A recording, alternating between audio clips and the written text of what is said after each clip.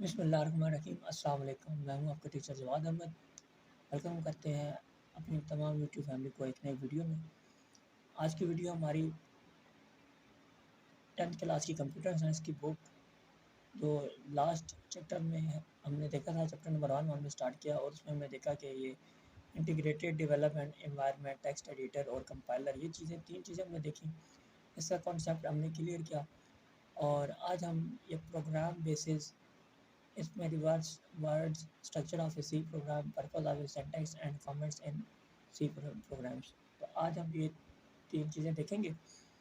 तो वीडियो शुरू करने से पहले आप तमाम लोगों से गुजारिश है, जो लोग हमारे चैनल पर न्यू हैं, चैनल को लाइक शेयर सब्सक्राइब करें और कमेंट सेक्शन में बताएंगे आपको वीडियो कैसी लगती है और आप क्या कहना चाहते हैं। जो भी आप कहना चाहें हमसे कह सकते हैं। चलते हैं हम अपने लेक्चर की जानिब और पेज नंबर 5 पर चलते हैं। Page number 5, page number 5, 5, 5, where is page number 5? This is ये ये पेज नंबर 5। थोड़ा सा जूम कर लेते हैं ताकि हमें ये ईच प्रोग्रामिंग लैंग्वेज, पहले हम ये पढ़ेंगे, इसको हम देखेंगे कि प्रोग्रामिंग बेसिक्स क्या है। Each programming language has some primitive building blocks and provides some rules in order to write an accurate program।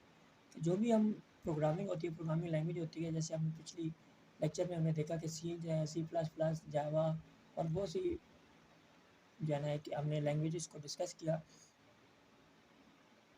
उसमें क्या होता है कि हर एक लैंग्वेज के अपने रूल्स होते हैं किसी भी प्रोग्राम को एक्यूरेट राइट करने के लिए, लिखने के लिए। और प्रोवाइड क्या करता है, प्रिमिटिव बिल्डिंग ब्लॉक्स होती हैं, यानी हर एक का अलग स्ट्रक्चर होता है, हर एक के अलग तरीक़ाकार होते हैं। This set of rules is known as syntax of the language. तो इन तमाम को क्या कहते हैं, सिंटैक्स ऑफ ए लैंग्वेज। किसी भी लैंग्वेज का सिंटैक्स कहते हैं, यानी कि उसकी बनावट या उसके रूल्स कहते हैं। ठीक है।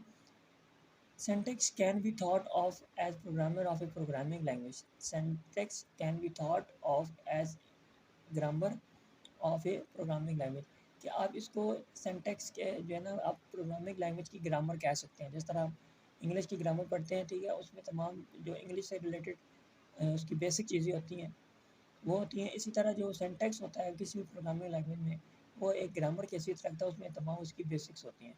While programming, if proper syntax or rule of the programming language are not followed, the program does not get compiled। यानी कि अगर आप सिंटैक्स को मुकम्मल, अगर आपने इंग्लिश की ग्रामर ही आपको नहीं आती, तो आप ज़ाहिर बात है अपना इंग्लिश लिख सकते हैं ना बोल सकते हैं। ठीक है। इसी तरह जो हमारा किसी भी कोई भी प्रोग्रामिंग लैंग्वेज है, जब उसका हमें सिंटैक्स सही तरह से नहीं आता होगा, हम उस पर वर्क नहीं कर सकेंगे, सिंटैक्स को समझेंगे नहीं, जब तक हम फॉलो नहीं करेंगे मुकम्मल तौर पर, तो हमारा प्रोग्राम क्या होगा, कंपाइल नहीं होगा, यानी वो प्रोग्राम रन नहीं होगा, एग्जीक्यूटेबल फाइल नहीं बनेगी वो। In this case the compiler generates an error. जो कंपाइलर होता है वो एक एरर जनरेट करता है। This kind of errors are called syntax error. ठीक है। अब यहाँ ये भी आपको समझ आ गई कि जहाँ पर आपकी प्रोग्राम की एग्जीक्यूटिंग में कोई मसला आ रहा हो, प्रोग्राम के चलने में, प्रोग्राम को फिनिशिंग होने में या कंपाइल होने में जहाँ पे मसला आ रहा हो, प्रॉब्लम आ रहा हो, तो उस एरर को हम क्या कहते हैं, सिंटैक्स एरर कहते हैं। आगे हमारा रिजर्व्ड वर्ड्स। ठीक है। Every programming language has a list of words that are predefined. एक वर्ड होते हैं, जैसे आप MS वर्ड में आप जैसे कोई भी चीज़ आप यूज़ करते हैं, तो किसी भी चीज़ को बोल्ड करने के लिए जो हमारा शॉर्टकट है, या कंप्यूटर जो हमारा की है वो है Ctrl+V। तो आप उसको चेंज नहीं कर सकते। ये क्या है, ये प्री डिफाइंड है। प्री डिफाइंड का मतलब होता है जो प्रोग्रामर की तरफ से आपको चीज़ असाइन कर दी गई है, रिज़र्व कर दिए गए हैं, वो आप चेंज नहीं कर सकते। आपने एज़ इट इज़ सेम उसी तरह उसी को यूज़ करना है।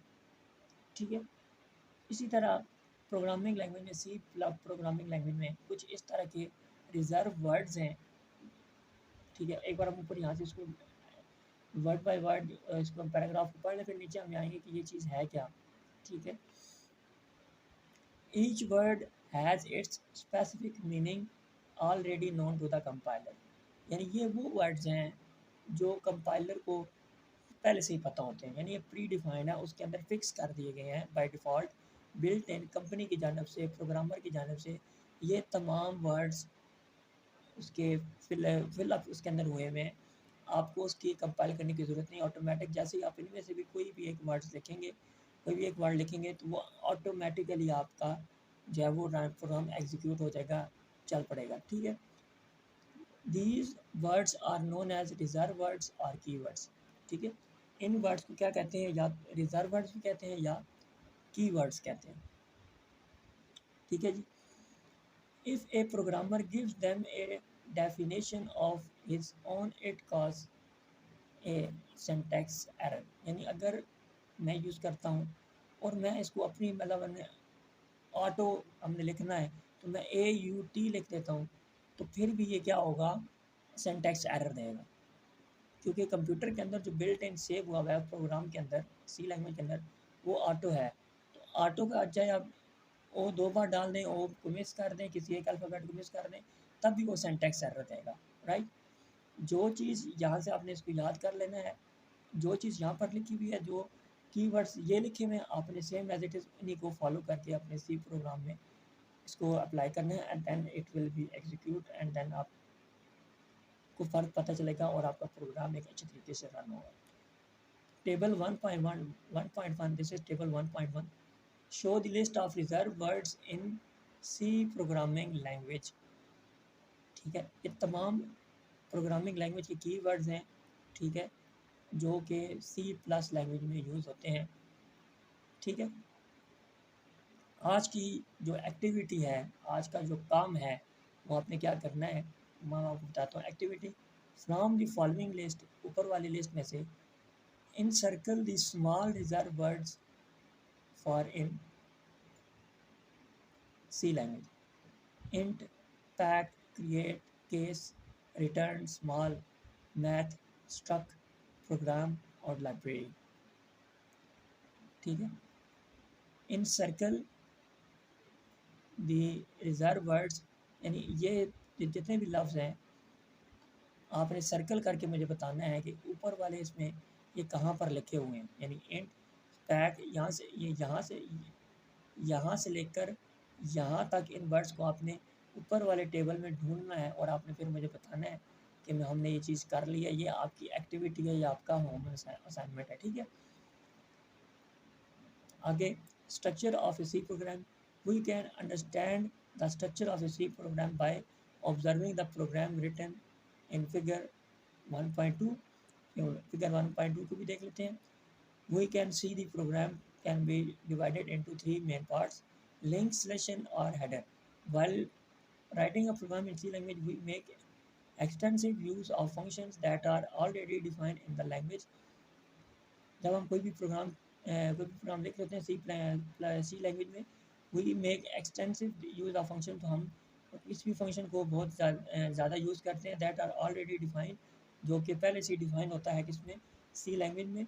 But before using the existing function, जब हम पहले से एग्जिस्ट हुआ होता है फंक्शन, उसको जब हम यूज़ करने से पहले हम क्या करते हैं, we need to include the files, हमें फाइल्स को शामिल करना होता है। दीज फंक्शंस, इन फंक्शंस में हैव बीन डिफाइंड, जो कि पहले से डिफाइन हुए हैं, यानी कि जो पहले से डिफाइन हुए फंक्शन है, अगर हम उनको यूज़ करना चाहें तो हमें पहले क्या करना होगा, फाइल्स को डिफाइन करना होगा या फाइल्स को इंक्लूड करना होगा। These files are called header files, इन फाइल्स को क्या कहते हैं, हेडर फाइल्स कहते हैं। We include these header files in our program by writing the include statement at the top of the program. हम ये किस लिए यूज़ करते हैं, वी इंक्लूड दीज हेडर, हम इन हेडर्स को यूज़ करते हैं किस लिए, इन फाइल्स इन और प्रोग्राम, अपने प्रोग्राम में बाय राइटिंग, लिखने के लिए, द इंक्लूड स्टेटमेंट्स, जो हमने स्टेटमेंट लिखनी है, ठीक है, at the top of a program, यानी जो टॉप ऑफ द प्रोग्राम, ये ऐसे इंक्लूड स्टेटमेंट, ये देख लें, ठीक है, ये है include statement. General structure of an include statement is as follows: hashtag include, less than header underscore file name underscore name and then greater than. Header file name can be the name of any file, header file, यानी आप यहाँ पर कुछ भी लिख सकते हैं, my best teacher, my best school, my best, कुछ भी जो आपकी फ़ाइल का हेडिंग है, जो मेन टॉपिक है, आप यहाँ पर उसकी वो लिखेंगे। हेडर फाइल नेम, यहाँ पर वो टॉपिक का नेम आएगा, ठीक है जी। In the above example Figure 1.2 we have include file studio that contains information, ठीक है। अगर हम इंक्लूड की जगह स्टूडियो डॉट एच लगा दें तो ये क्या होगा, ये इन्फॉर्मेशन कंटेन करेगा। जो इंक्लूड है ये क्या होगा, ये फाइल नेम को कंटेन करता है, ठीक है। और जो स्टूडियो डॉट एच है ये क्या करता है, आपकी जो इन्फॉर्मेशन होती है उसको कंटेन करता है, अपने अंदर एग्जीक्यूट करता है। Information related to input and output functions, जो कि इनपुट और आउटपुट फंक्शन से रिलेटेड हो। Many others header files are also available. For example, math.h contains all predefined mathematics function। जब आप इनको हैशटैग maths.h लिखते हैं तो इसका मतलब है कि जो भी मैथ के अंदर फंक्शन यूज होते हैं प्री डिफाइंड, वो सारे इसमें क्या होंगे, इंक्लूड होंगे। मेन सेक्शन, उसके बाद क्या है main section, it consist of main, ये छोटी ब्रेसेस, ठीक है, functions. Every C program must contain main function and it is the starting point of execution. जब आप मेन फंक्शन लिखते हैं ऊपर, ठीक है, तो आपने क्या करना है, आपने इस तरह मेन लिखकर इस तरह ब्रैकेट, दोनों ब्रैकेट को क्या करना है, स्टार्ट भी करना है और क्लोज भी करना है। तो इसका मतलब ये होगा कि आपका जो फाइल, जो प्रोग्राम है वो क्या एग्जीक्यूट होना स्टार्ट हो जाता है। उसके बाद the body of main function, the body of main function is enclosed in the curly braces, ठीक है। यानी आपने उससे पहले आपने क्या करना, मेन फंक्शन को भी लिखने से पहले आपने क्या करना है, इस तरह की कर्ली ब्रेसेस जब आपने शुरू करनी है तो इस तरह की ब्रेस लगानी है, जब आपने प्रोग्राम को एंड करना है देन आपने इस तरह का ब्रेस लगाना है।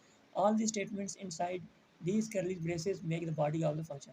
इन ब्रैकेट्स के अंदर तमाम चीज़ लिखी गई चीज़ को इसे क्या कहते हैं, बॉडी ऑफ मेन फंक्शन कहते हैं, ठीक है। In the above program figure 1.2 the statement print f hello world use as predefined function print f to display the statement. यानी जो, अब हम दोबारा आपको बताते हैं, इंक्लूड है ये क्या है, ये आपकी फाइल नेम को शो करता है। स्टूडियो डॉट एच क्या है, जो आपकी इनपुट आउटपुट फंक्शंस हैं या उनसे रिलेटेड एक क्या है, कीवर्ड है। उसके बाद मेन फंक्शन क्या है, जो आपके यानी आपके स्टार्ट से प्रोग्राम को क्या करता है, एग्जीक्यूट करना स्टार्ट करता है। उससे पहले, सबसे पहले, यानी इन तमाम चीज़ों से पहले आपने पहले ब्रैकेट लगानी है, इस तरह की ब्रेस, करली ब्रेस लगानी है स्टार्ट में। फिर आपने उसमें ये चीज़ लिखनी है, इंक्लूड हेडर फाइल नेम। फिर आपने अगर कोई इन्फॉर्मेटिव इनपुट आउटपुट फंक्शन लगाना है तो आपने स्टूडियो डॉट एच वाला लगाना है, सेम प्रोसीजर हैश टैग के साथ और ग्रेटर देन एल के साथ। फिर आपने क्या करना है, नीचे मेन लिखना है, मेन यानी एग्जीक्यूटेबल फाइल। देन आपने क्या करना है, प्रिंट एफ की कमांड लगानी है। प्रिंट एफ यानी कि ये चीज़ आपकी शो हो। प्रिंट एफ आपने कैसे करना है, प्रिंट एफ लिख के छोटी ब्रैकेट शुरू और inverted comma start hello world, आगे sign of exclamation and then inverted comma close, और उसके बाद छोटी ब्रैकेट बंद और ये कॉलन। यानी ये तमाम प्रोग्रामिंग आपने करनी है। अगर इनमें से एक भी सिंबल मिस होगा तो आपका प्रोग्राम नहीं चलेगा, यानी नहीं शो होगा, नहीं एग्जीक्यूट होगा। वही कैन, तो अगर आप इनमें से कोई एक चीज़ याद आ गई, इनमें से अगर कोई चीज़ आप मिस करते हो यहाँ पर भी इसको सिंटैक्स एरर देगा। यानी ये बॉडी है तो बॉडी में भी कोई अगर एरर आता है तो उसे क्या कहते हैं, सिंटैक्स एरर कहते हैं, ठीक है। यानी लिखने में कोई गलती आ गई है तो उसे सिंटैक्स एरर कहेंगे। We can create other function in our program, use them inside the body of main function, ठीक है। ये एक एक्टिविटी है, आपने इसको लिखना है और इसको याद करना है। आइडेंटिफाई यानी इंक्लूड स्टूडियो डॉट एच, यानी आप क्या कर रहे हैं, मैंने आपको पहले बताया, आपने पहले ये करना है इंक्लूड स्टूडियो डॉट एच। आप ये क्या करें, आप अपनी जो इनपुट आउटपुट से रिलेटेड फंक्शन है उनको क्या कर रहे हैं, उनकी कीवर्ड को लगा रहे हैं। फिर इंक्लूड डॉट कोनियो हो गया या हेडर फाइल्स होगा ये चीज़। फिर आपने वाइड में आप इस तरह की ब्रैकेट लगा के फिर आपने इसी ब्रेसेस लगाने, print F I am student of 10th class get C H, और आपने इस तरह का ब्रैकेट बंद करके एंटर करना है, आपका प्रोग्राम एग्जीक्यूट हो जाएगा, ठीक है। तो आज के लिए इतना ही बहुत है। एक आपको असाइनमेंट दी है, असाइनमेंट आपने क्या करनी है, देखिए असाइनमेंट आपने ये आपने टेबल देखना है अपनी बुक से, और इन तमाम वर्ड्स को आपने इनसर्कल करना है, ठीक है। जो ढूंढना है कि इनमें यानी अगर एक चीज़ में आपको बताया ये एंड है, ये यहाँ पर लेकर आपने इसको ऐसे इनसर्कल कर देना है। तो बाकी तमाम वर्ड्स भी आपने यहाँ से ढूंढ कर आपने क्या करने हैं, इसको इनसर्कल करना है, राइट। तो आज की वीडियो बस इतना ही, इंशाल्लाह उम्मीद करते हैं कि आपको आज का कॉन्सेप्ट क्लियर हुआ होगा। एक नए लेक्चर के साथ नेक्स्ट वीडियो में दोबारा हाजिर होंगे। वीडियो शुरू खत्म करने से पहले आप लोगों से गुजारिश है कि चैनल को लाइक, शेयर एंड सब्सक्राइब लाजमी करें, और जो पिछले लेक्चर का जो लिंक होगा वो हमारे इस वीडियो के एंड पर मौजूद होगा, आपने उस चीज़ को भी देख लें। तो आप लोगों की ताउन का बहुत शुक्रिया, सपोर्ट करते रहे। मिलते हैं नेक्स्ट वीडियो में, तब तक के लिए अल्लाह हाफ़िज़, अपना ख्याल रखें।